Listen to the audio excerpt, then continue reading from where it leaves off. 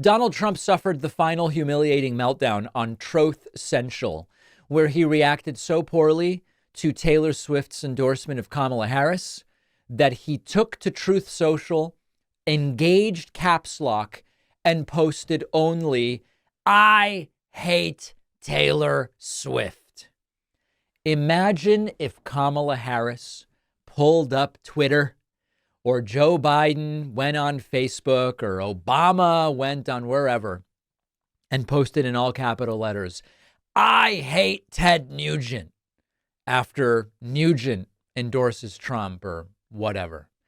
And consider how differently that would be handled than how this insanity from Trump is being handled. "I hate Taylor Swift." He is not only unable to resist any zero impulse control. And when we go back to the debate, one of the real constitutional problems with Trump as president is he has zero impulse control. He was prepped. Don't take the bait from Kamala. Don't take the bait. She's going to try to trigger you this way and try to get a rise out of you that way. And she goes, his rallies are boring and people leave. People are eating cats and dogs and you're a Marxist. He has zero impulse control. Makes him completely unfit to be president. And similarly, Taylor Swift endorses Kamala and he's out there, "I hate Taylor Swift." Couple other, by the way, moments during this exact same anti-Taylor Swift rant on Truth Social. Also in capital letters, Trump posting, "The failing New York Times is a true threat to democracy." Now, by their standard, when anyone says Trump represents a threat to democracy, that is inciting violence against Trump, according to them now. By that very standard, isn't Trump saying the New York Times is a threat to democracy, inciting violence against the New York Times? Trump continuing, "All rich, job-creating people that support Comrade Kamala Harris, you are stupid. She's seeking an unrealized tax on capital gains." It's actually a tax on unrealized capital gains. He doesn't even get that right. He says if this tax actually gets enacted, it guarantees we will have a 1929-style depression.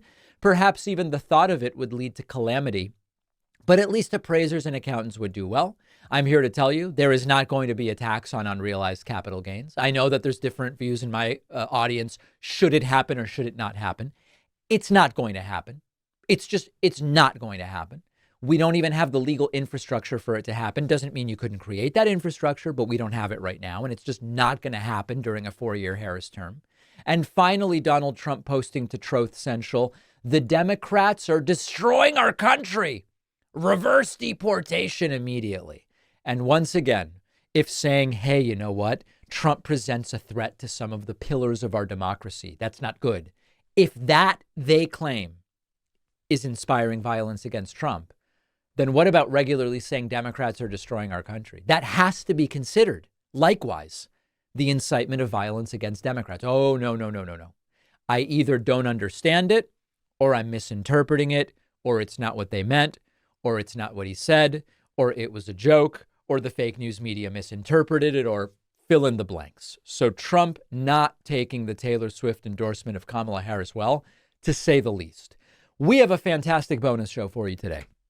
We are going to talk about Springfield, Ohio, and the planned visit there from Donald Trump and much more. We will do a deeper dive into Laura Loomer, not someone we've covered almost at all on this program, reportedly Trump's new girlfriend.